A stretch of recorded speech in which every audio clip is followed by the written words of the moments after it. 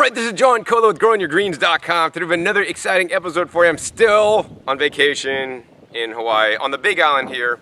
And I'm here in the sea view. It's like the far corner of the Puna district. Actually, this is one of the least expensive areas of the island to live because it's really out in the middle of nowhere practically. It took me like 40 minutes to get here from Hilo, and you know, lava flow still might come this way and all kinds of other stuff.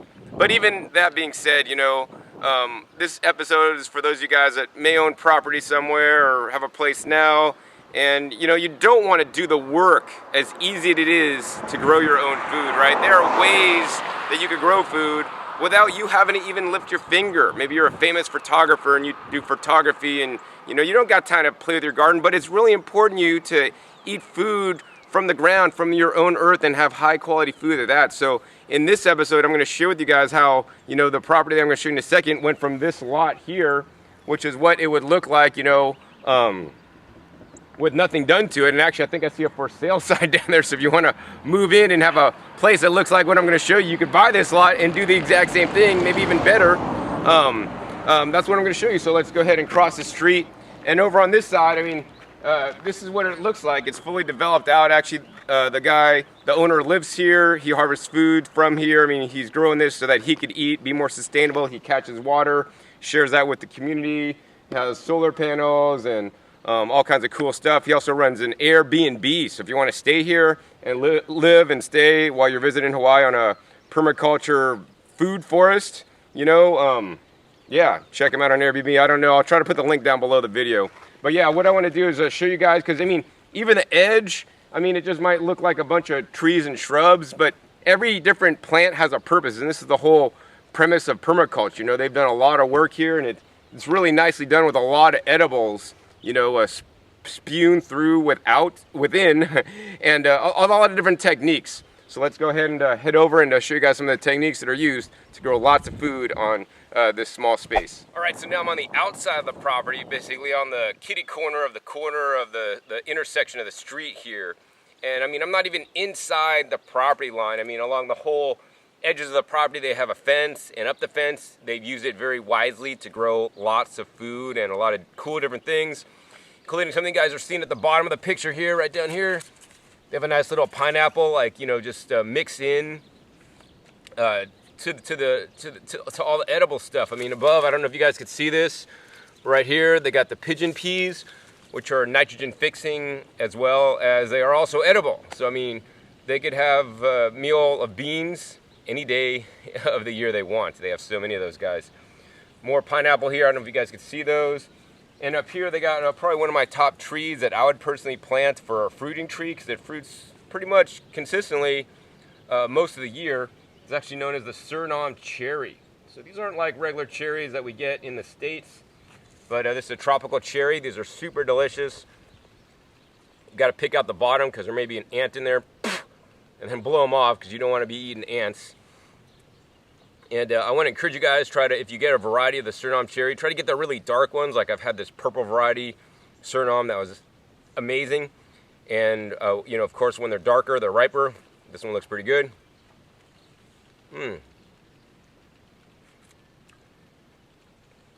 Nice tropical flavor. This would make an excellent juice. And of course, save and spread your seeds to grow some more. Yes, I mean, that's just this corner. Let's go ahead and take a look at some other things on the outlying fence area before we even walk in to the permaculture food forest. So this is just one of the edges, one of the property lines that, you know, ends on the street, which is off to the right side of me over to the left side. You basically just see a wall of foliage or leaves, whatever, man. I can't pronounce words. Yeah, I'm not a speech therapist when I was a kid, so don't make fun of me, please. You guys know what I'm saying and what I'm meaning. Anyways, they did an amazing job filling up this whole wall with a wall to, you know, keep people out, also to create privacy, but more importantly, to create food, because we all need to eat. I really love what they've done here. Along the bottom, they have some Okinawan spinach that's kind of veining along maybe the first maybe like 3 feet on the lower portion of the wall. And then up higher, they have my favorite leafy green of all times, Katuk. And that's a nice edible leafy green that grows as a perennial. So both these are perennials. and act as a shrub or fence. The Okinawan spinach is more of a vining plant, is crawling up all the different vines and interweaving. And the katuk is growing real tall. This is some of the tallest katuk I've seen, and frankly, they do need to kind of cut it down because it's getting a bit difficult to harvest. It's pushing 12 feet tall.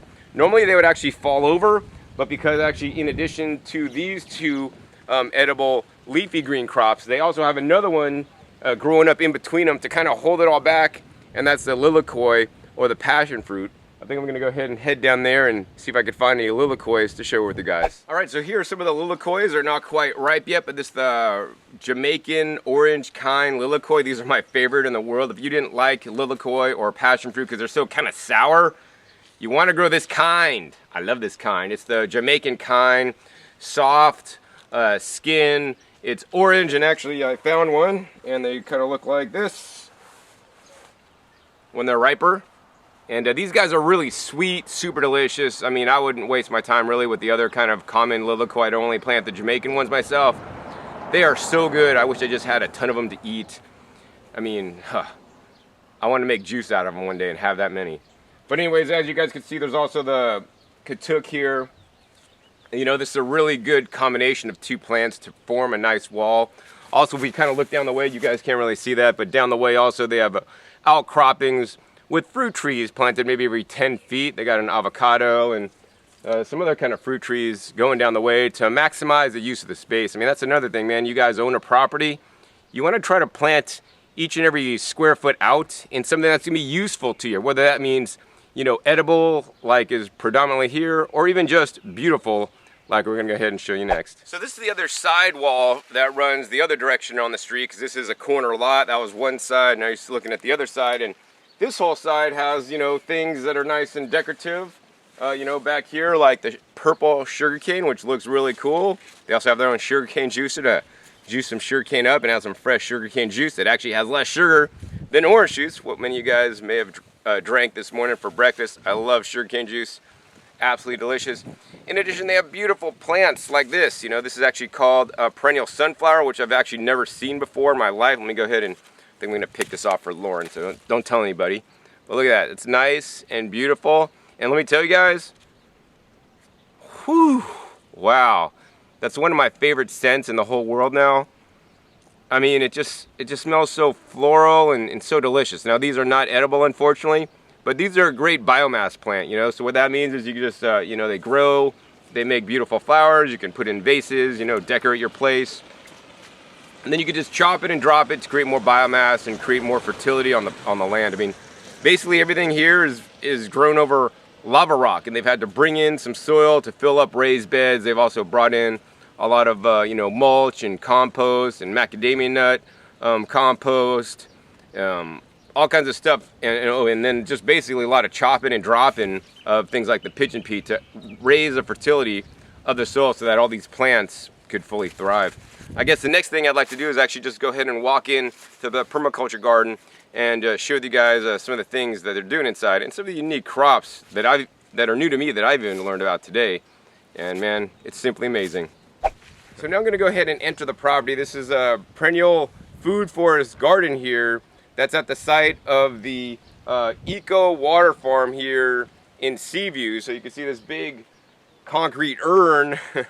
What they do is actually, for the community, they collect water, and you could join to become a member, and they'll basically sell you water, and you know, so that you could drink. And it's all catchment water that's been treated, and they also use part of this water to water their plants with.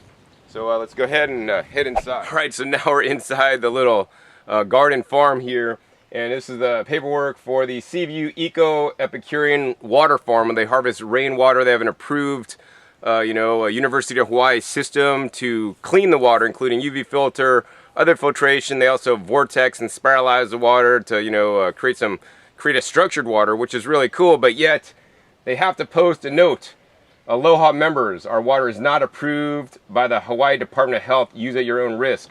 Water is not fit for human consumption.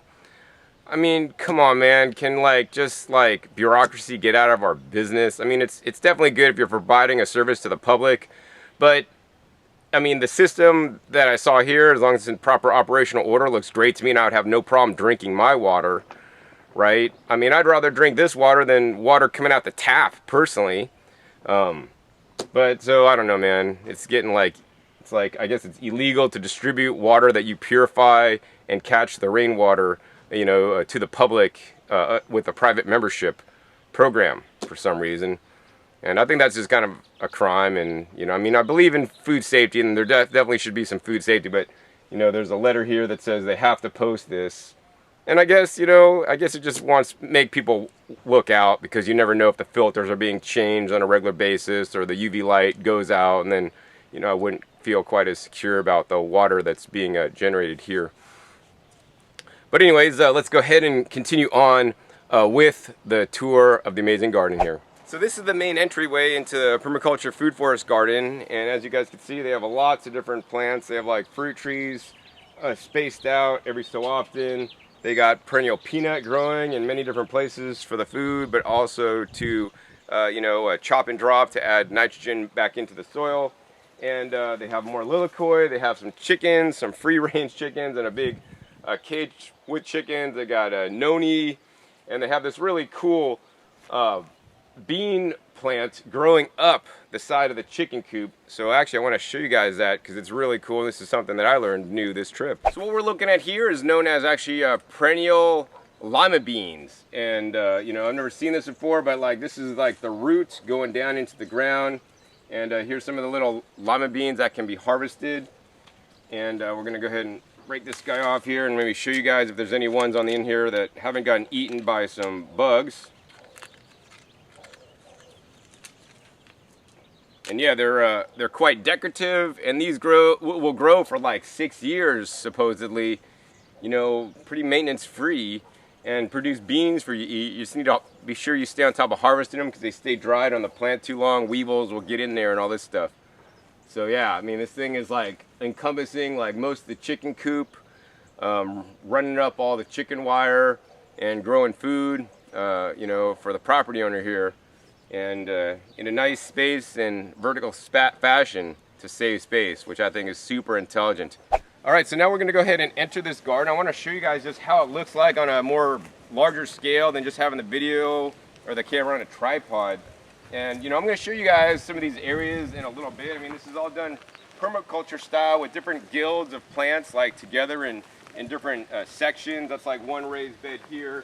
We'll be sure to show you guys you know, what's growing in the trellis structure along here, and underneath this big shade cloth, especially even up in this like raised beds made out of concrete mixing tubs. We got some beautiful ground cover, edible plants, fruit trees, you know, including miracleberry mixed in along the bottom. Of course, they got the comfrey, more pineapples, and of course my tripod set up for one of my next shots. But I want to walk you guys around. I mean, this is just really cool. You can just walk through here. I mean, you know, here's edible chaya and, you know, different things. Just, I mean, foods you could eat. And I want to encourage you guys, you know, everybody has a landscape, more than likely, unless you live in the middle of New York City. You know, and even if you're not going to dedicate your entire landscape to all edible food crops, I mean, you can't not deny that we all need to eat, right? So I just think we should just use as much space as you want to devote to food crops, because those ones are really going to serve you best. Your food's either coming from your property, or it's coming from the grocery store, it's coming from the farmer's market. You know, but food has to be produced somewhere, and the more that you can produce on your property, you know, number one, the healthier you're going to be. Number two, the more resilient you're going to be, you know, in case of shortages, especially here in the islands. And number three, I mean, it's better for the planet, and, you know, better for the environment overall, so that you don't have to travel far for your food. Plus, it's way more convenient, man. I mean, imagine just walking out into this food forest where I'm at, whether you're here visitor as staying as an Airbnb, or whether the owner, or whether you're you know, just a friend visiting like I am. I mean, there's so much food here. I just don't have to go out and go grocery shopping, right? And this is just super intelligent. I want to encourage you guys, whether you're doing your whole yard, which I would encourage you guys to do, minimally at least plant a few, you know, edible trees like this, like the chai, that you could just pick these leaves and you could cook up. You know, there's edible hibiscus. I think I missed one over there. It was a ballet, one of my favorite ones to eat. The katuk, you know, the Okinawan spinach I showed you guys earlier. I mean, this stuff is really easy, especially if you guys live in the tropics, right? you plant it once, you get enough rain, it just rains here naturally, right? Lots of rainfall on this side of the island. You don't have to do anything. And with minimal upkeep, you could have food outside your door 365 days a year, so that if you're lazy one day, you don't gotta make that drive to the store. And in this case, the drive to the store from here, that's at least a half hour away, man. And that's not a drive I wanna be doing just because I'm hungry in the middle of the night. So there's pretty nice wide pathways here of just basically grass in the pathways, and then in certain areas they have raised beds. Normally they're lined with rocks, sometimes they're just piled up soil to form a raised bed, and they're growing a number of different items in the raised bed. So in this one they have like a citrus tree in the middle, they have some pigeon peas around, and they got some beautiful pineapple growing. I think this is actually the white sugar pine, which is one of my favorite kind of pineapples. It's like a really low acid pineapple. These guys are absolutely delicious. And basically what they do is they just chop down or compost the pigeon pea and then feed it to the pineapples. So these pineapples, believe it or not, are carnivorous. They eat other plants. So this has to be one of my most favorite areas of the garden. They basically have this big structure. You know, it's kind of like a hexagonal shape here, with like a pole going up the middle and beams coming off, and they got shade cloth to kind of keep an area shaded, you know, creating a microclimate so that they could grow different things and keep some of the hot sun off some of the plants that may not like full sun. And so this is really cool. Then they've also, like along some of the sides, they put up trellising so that they could grow vertical crops and make the maximum use of their space. Along the bottom here, they got things like the Cuban oregano that I like so much, as well as some of the sweet potato vines in the back. And then up this trellis, they got a number of things growing, including the jicama, including some air potatoes, which are really cool, and the chayote. And probably my favorite of these all is the chayote squash, which can be eaten in its young stage, much like a cucumber, or you can wait till it gets a lot older. In addition, you can also harvest the chayote squash tips, which are quite delicious to eat fresh in salads. So yeah, let's go ahead and head inside and show you guys some kind of like raised beds they're doing in standard concrete mixing tubs. That's growing quite well, a lot of the baby greens here at the property. So this is not the first time, or probably not the last time, that I'll see this setup being done here on the islands. I mean, I was over on Oahu and another guy was using these concrete mixing tubs, you know, to grow greens. And they're doing the same thing here. No matter where you live in the US, you could go down to your local big box store and get some concrete mixing tubs. You could set them on the ground and grow them, or you could make a little frame like they've done here with some ohia wood and some dimensional 2x4 and 2x6 that they literally just, you know, put this concrete tub in. At least if I could lift that out for you guys. Whoa! It's quite heavy, but it's just right here sitting inside. It's quite heavy, but they have all kinds of different herbs and baby tender leafy greens growing inside here, and they have a whole little circular bed of them, or square bed. They got like 8 of these guys just off the ground, so this also helps keep out bugs and snails and slugs and all this stuff, and also makes it easier to work for them. And you know, it's providing them a lot of food in just this amount of space. In addition, they're not wasting space, and underneath they got the variegated Cuban oregano and some Brazilian spinach crawling underneath. And that's actually what surrounds me in this whole area. And I mean, it's just surrounded me with just tons of edible leafy greens. They will never run out of leafy greens here to eat. And if you live in the tropics, you shouldn't either, because you should definitely grow some of these beautiful edible perennial leafy greens they're growing. So let's take a look at one of the beds. So what we're looking at now is once again under that shade structure here. And we're looking at some of the raised beds that kind of come out like spider legs or something. And you could walk in and then you could walk around. And in all this area, there's pretty much all the edible Brazilian spinach. I mean, it's just really acted really nice as a ground cover, nice lush greenery. And all this stuff is actually edible too. And I guess the native people actually just will salt and oil it and just eat it raw as a salad. It can also be used cooked. This is something that I really look forward to getting in my climate, to see how it's gonna, you know, handle my climate zone, which is not the tropics. You know, here it's obvious that it does quite well. And if you want to grow this stuff, you want to grow it under partial shade. This stuff does not like the full sun, you know, and that's why it's under the shade area.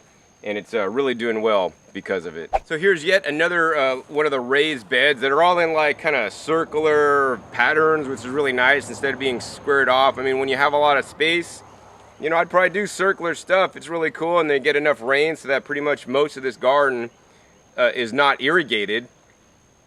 And below they got, you know, once again, that Brazilian spinach, also some sweet potato vine that's producing the edible tubers under the ground. But then they also have, as an upper story, they have fruit trees. And one of the favorite fruit trees that I want to encourage you guys to grow if you're here in Hawaii, or even many of the mainland states you can grow, it's the mulberry. And this is not a mulberry bush, it's a mulberry tree. And as you guys can see, it's fully in bloom, doing really good. Got these nice, delicious black mulberries, and it's quite sad that, you know, mulberries is one of those foods that if you don't grow it yourself, you're rarely ever going to find them, you know, at the store. Like, probably never, because these guys are so delicate, so fragile. You might find them rarely at a farmer's market, but even then, they're really quite rare. You know, and that's just one of the reasons to grow your own food, especially here in the tropics. Some of these tropical greens that I'm sharing with you guys, like if you guys cut these, like the katuk, for example, they wilt rather quickly. And, you know, so they're really not sold. So if you want to get the benefits of some of these foods, you really have to grow it yourself. And let me tell you, this whole garden that I'm sharing with you guys today, right, at this point is only on 3 hours of, you know, upkeep a week. Now, yes, it could use more, but at 3 hours, because it was properly set up and designed, that's very important, you know, especially if you're not going to do it yourself and you're not going to be there to work the land, to pull weeds, to, you know, add nutrition. You know, you got to get it set up perfectly. I mean, that's how I live my life, and that's how I set up my gardens, because I travel so much. If I didn't set my gardens up to be all automatic and on autopilot, I wouldn't be able to do what I do successfully. You know, that's why, to me, gardening is not like haphazard. Oh yeah, let's put a plant there, put a plant there, put a plant there. I mean, I'm out there with a freaking measuring stick, a ruler, the yardstick, and like, one plant goes there, 10 inches away, one goes there. And I mean, I'm pretty anal in my garden when setting up, you know, and people have helped me out and they do it a bit maybe not proper. And I mean, I don't really get upset, but I'm like, man, we could have more yields and stuff. And, you know, and it's just really important to just dot your P's and cross your Q's and, you know, cross your I's, or whatever they say, you know, and get an irrigation system in if you don't get enough rain. Plant your plants at the right spacing. And that's why it's important, you know, to learn this stuff, you know, watch videos, read books, you know, and if you don't want to do it yourself, hire somebody that's competent and that can do it for you. And then you'll be able to enjoy the fruits of either your labor or somebody else's in this case. That's a good mulberry. So one of the things that I see, you know, when I'm on the property here and I'm just walking around, I mean, it's just very well done. It's obvious to me that the person that designed this really kind of knew what they were doing, you know, taking into many considerations into hand when setting this up. You know, I mean, they got like some lower growth that like is filled in really nicely. Then they got some taller growth, such as like some of the African blue perennial basil, one of my favorite ones to grow. I mean, basil is something that does great here in the tropics, and certain kinds. And in the desert where I live, you know, it thrives in the summertime, even with little water. African blues, really nice variety. They also have some Tulsi in various places, or the holy basil. They have a nice pepper bush here that grows year-round in the tropics because it doesn't frost. And then you see a bamboo fencing along the back, and that's basically a privacy fencing, you know, to have some privacy for this rental structure that's right on the other side of me. And they're growing some vining crops of it. So they're growing that perennial lima bean that you guys saw a little bit earlier. They're also growing a chayote squash, as well as like some chaya. And you know, I want to let you guys know that if you need some privacy, you know, grow some edible foods. And some of these things grows pretty fast. So just looking at that, you know, the perennial lima bean and the chayote squash, man, that stuff's taken off. If it was me personally, I'd probably just grow mostly the chayote squash, because to me that's a much more valuable plant, you know, than the lima beans myself. So yeah, looks pretty awesome. Let's go ahead and take a look at another area of the garden. All right, so you guys, we're just looking at like the whole permaculture food forest garden area. Now we're sitting actually next to the house, and this is where, you know, maybe close to the kitchen, where they wanted some kind of more herbs, like to pick a morning tea, right? Instead of like buying tea in a box that's all pre-dried leaves, right? Why don't you just come out to your garden and just harvest fresh tea leaves off either the Camellia sinensis plant, which actually they're growing here, or things like the mamaki, or some of the different herbs that you could just easily pick. The basil, you make a nice basil tea. I mean, a lot of herbs can be used for teas. You just put them in in the water. You can let them seep in the sun. That's a sun tea. Or if you want to boil the water up, or even just pick the herbs and put them in a jar with water and just leave it in the fridge overnight to have like a nice infused tea that's not even heated. You know, you could totally do that, and you can only do that if you have a garden. So in this area, it's really cool because they got a lot of different herbs, and it's done in a few different ways here. So, you know, so I also want to let you guys know there's ultimate flexibility when designing your own garden. Like this side, they actually use some nice, local rock to make little raised beds, you know, that are nice contoured and stuff. And if you look a bit further over, you know, they basically use some steel roofing way over there to make more traditional raised beds. So I want to show you guys some of the different plants growing in the traditional raised beds and how they're doing, you know, especially the peppers and tomatoes, because everybody seems to like peppers and tomatoes, and there's certain kinds that'll do better here in Hawaii than others for sure. So now we're over at one of the raised beds, and this is a bed that you guys could build. I mean, pretty much out of like galvanized with epoxy coated, painted roof panels with some nice corners so there's no sharp edges to cut yourself.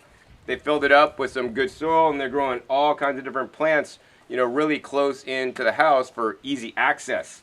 And you know, the peppers and tomatoes that you guys want to grow if you're in Hawaii or something like these, I mean, this is a pepper plant. Look at this. This thing is like loaded up. I mean, that's just one branch. You know, here's a branch here. I mean, I think I got to grow this myself. It's actually called the Turk's Cap pepper, and it's a sweet variety. I mean, look at this. This thing is so loaded. And it's a smaller variety, you know, and I know you guys like the big hunkin' peppers and stuff.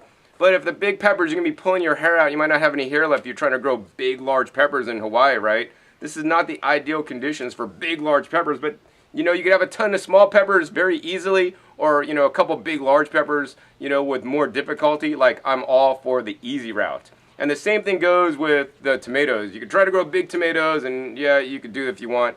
But I would encourage you guys to plant, like, the small cherry varieties. You know, they're going to, by far, outperform the big varieties, and you're going to have abundant harvest more often, although you just have to, you know, do a little bit more labor, be out in the sun more by picking a lot of smaller ones instead of one big hunkin' tomato like you may get on the mainland.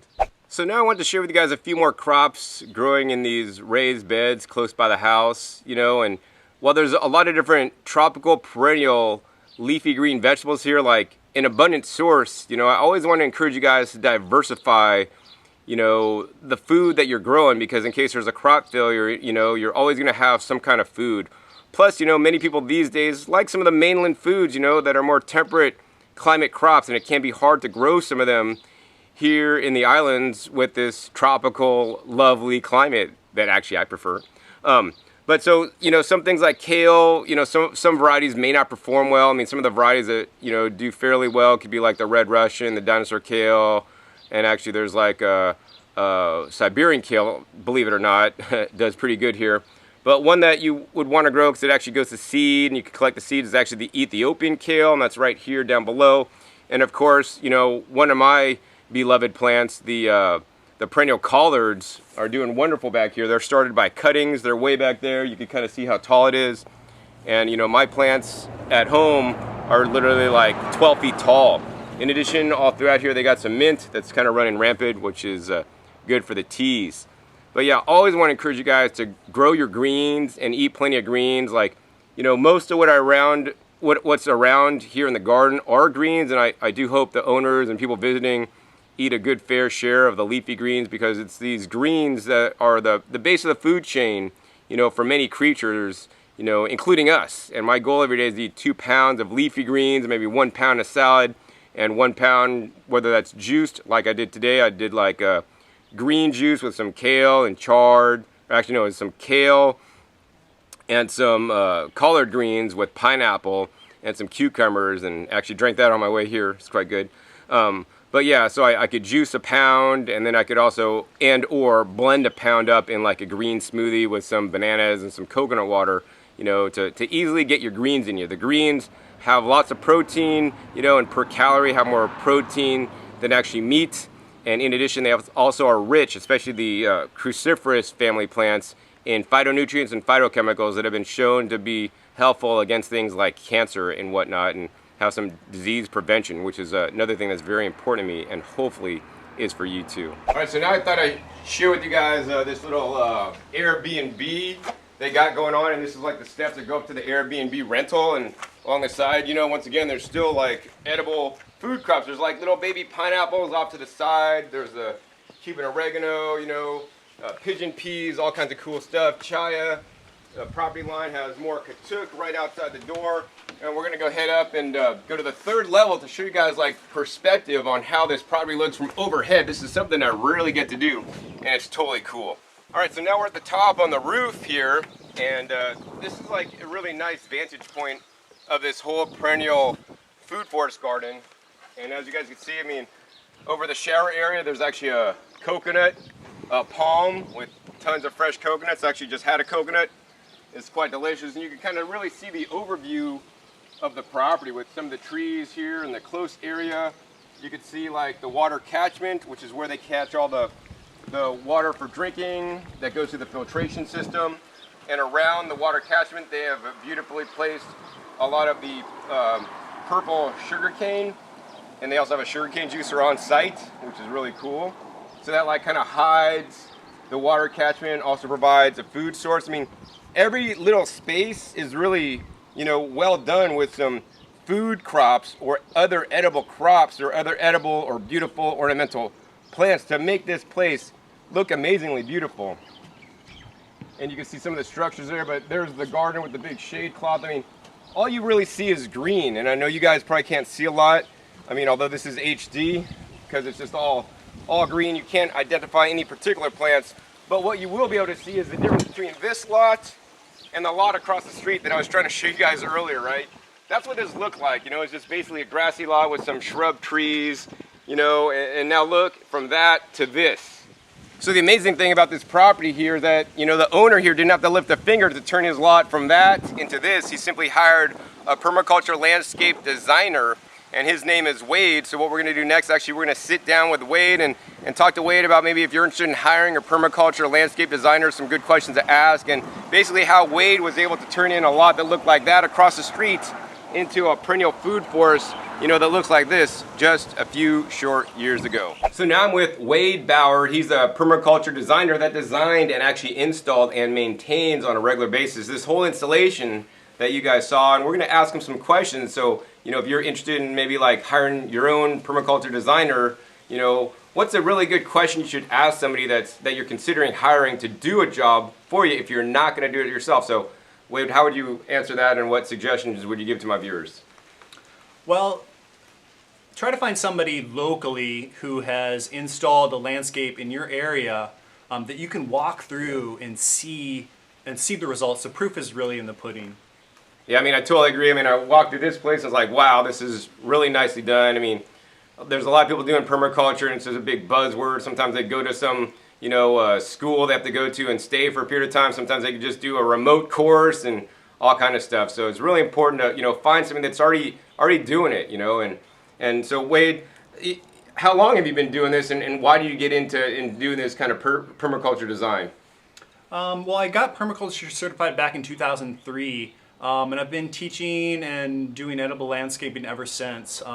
For 10 years, I did conventional landscaping, and I just got fed up with the pointlessness of huge lawns and all these trees and all this effort spent into landscapes that were totally unproductive. It was just purely aesthetics. So, you know, I like to include the aesthetic aspect, but then make it with edible plants. So we can still have that beauty, but we can have that utility as well. Wow, I mean, you've absolutely done an amazing job here, and I wish all you guys could see it. Well, actually, you guys can see it, because actually there's a link down below to the Airbnb ad, so you can actually stay on property and walk the gardens and stay here in the beautiful edible permaculture gardens here. So Wade, what's some of that's really important to you, like, you know, some of the techniques or designs in permaculture that you've really tried to incorporate, you know, into this garden? Multifunctional elements. So, you know, we have all these shrubs, for example, these bushes, and they can create privacy, and they can also create food. And using multi-levels, mimicking a forest. So we have an overstory, and then we have shrubs and understory and ground cover. So you can fit, and vines too, so you can fit so much more into a small area, and efficiency. So working where it counts. Growing the plants that love to grow here. And are easy to grow here. Mostly perennials. And focusing on those, we can reduce the amount of labor by a huge amount and have longevity in our production that's really easy to maintain. Yeah, I mean, I want to definitely encourage you guys to plant plants that'll do well in your area, especially if you could find perennial plants. Like that's what I try to do in my climate. That's what Wade has done an amazing job here. And so Wade, let's talk more about the perennial plants, because right, I know a lot of people, maybe, I think the owner here is from the mainland and probably not used to some of these perennial crops. He's used to like lettuce and carrots and just standard common vegetables you find on the mainland, but here in the tropics, there's a whole spectrum of different perennial crops. And, how do you bridge the gap between, growing these crops, but then also part of your job is to teach the owner here who hired you on how to use these crops, because they're totally like foreign to him. How do you use a pigeon pea, or something? Absolutely. And that's one of the biggest challenges here, is that learning curve on lots of these crops are easy to grow, but then how do we use them? So learning how to use them, learning to incorporate them in your diet, and it definitely takes a willingness to try new things, and to do some experimentation. And and again, connect with people who have been using these plants for a long time, because there are people, probably even in your area, wherever that is, that are using plants that you're not so familiar with, but grow easy in your area. Yeah, I mean, I totally agree. One of the new things that I really like a lot now are eggplants and okra. They'll actually grow here quite well, as they do in Las Vegas, where I live.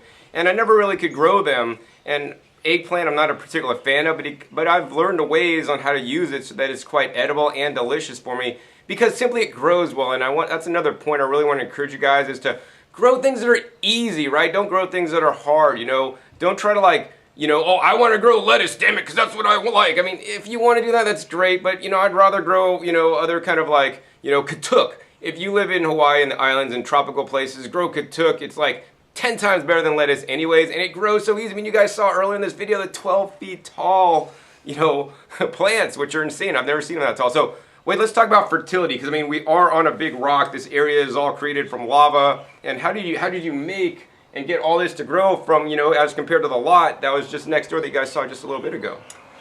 Well, we imported a lot of materials to jumpstart the process. The soil, I mean, here where we are here on this site, is very rocky, almost no soil. So we had to initially bring in the soil, and then once we did that, we also continue to bring in mulch and compost. But we do produce a lot of some of our fertility on site through growing nitrogen fixers, as many nitrogen fixers as you can get, coppice crops. So we're cutting plants back, mulching them around our trees that we want to fertilize, and we just let that process go again and again and again. Let them grow, cut them, feed them, cut them, feed them. And so in that way, we can build a lot of biomass and provide some of the nutrition for our plants.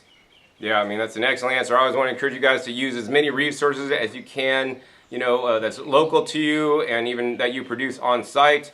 Although it's also part of my belief that, sometimes external inputs are actually quite beneficial and can increase your growth, increase the plant health, increase the nutrient quality of what you're growing. And if you live here in Hilo or in the area, be sure to check like my past episode or two. I went to the Farm Supply Co-op down in Hilo. Amazing place, and that'd be my #1 stop for any kind of gardening, organic gardening kind of like thing to put in my soil. Some of the things I like to use, of course, are the rock dusts, and especially some of the microbes that I outlined in the video. Actually, I'll put a link to that video down below. So anyways, Wade, thanks for having me out today. I got to get running. I got to probably maybe film like at least 1 or 2 more episodes today. But if somebody wants to get a hold of you, they live here in the Hilo area or on the island, they want to get a hold of you, maybe like, learn about your services and what you provide, your website. Oh, and you give classes. So even if you don't want to hire him, you could come to one of his classes to learn what he did. So you don't have to hire him, and you could do yourself, something like the garden you guys saw in this video. Yes, it's Wade Bauer at wadebauer@gmail.com. And my phone number is 248 245-9483. My website is Hawaii ediblelandscaping.weebly.com. That's Hawaii-edible-landscaping.weebly.com. And I teach classes every Thursday at Hawaiian Sanctuary near Pahoa at 9 a.m. To 1 p.m. And it's a 3-hour class, half in the classroom and half hands-on in the field. Come check us out. Cool. I really like that his class actually half, in the classroom and half in the field, because now you get to learn stuff, but then you actually get to apply it and do stuff. I mean, for me personally, I'm like one of those guys that if I read a book, I'd probably fall asleep. But I really like doing stuff, so I'd probably just maybe come for the second half of the class. But it's probably good to come for the whole thing. Anyways, I really enjoyed showing you guys this episode. If you liked it, hey, please give me a thumbs up. Let me know. Maybe try to come back and visit Wayne's personal home next trip, which he's doing his own permaculture food forest at. Also, be sure to subscribe to my videos if you're not already. I have over 1,050 episodes on all aspects of gardening, including permaculture, aquaponics, and just how I'm just simply growing in raised beds in my standard 7,000 square foot lot. And be sure to subscribe, because I have new episodes coming out all the time, and I definitely have a few more episodes coming out while I'm here in the islands of Hawaii, which are definitely especially useful for people that live here in the islands, or for people that live in tropical low climates. And even if you're not, it's just a fun time hanging out with me and seeing some of the things I see, and I'm able to share with you guys just some additional knowledge that you may not have learned before. So once again, my name is John Kohler with growingyourgreens.com. We'll see you next time, and remember, until then, keep on growing. Right, this is John Kohler with growingyourgreens.com. There's another exciting episode for you. I'm on the beautiful island of the Big Island here in Hawaii. I'm in a beautiful farm here, all kinds of naturally delicious fruits and vegetables growing all over the place. And the reason for this episode is I got a very